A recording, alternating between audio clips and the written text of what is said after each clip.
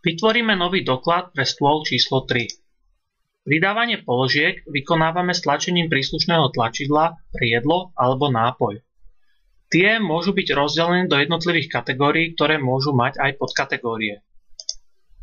Pri pridávaní položiek nezabudnite na výber osoby. Je to dôležité pre správne pridelenie jedál a príloh a pre prípadné rozúčtovanie. Prvá osoba si vyberá cestoviny.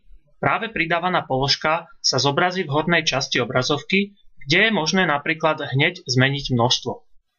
Druhá osoba si vyberá menu 1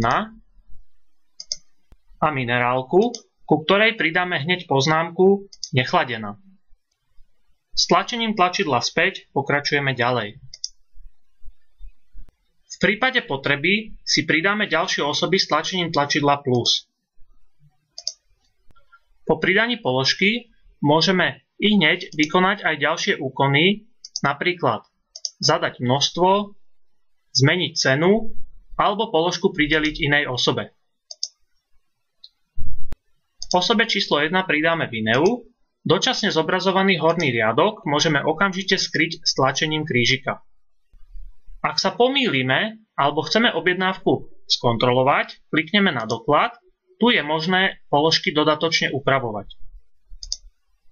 Pridávanie položiek je možné aj cez číslo PLU. Zobrazíme si menu, vyberieme hľadať PLU, zadáme požadované číslo a stlačíme pridať.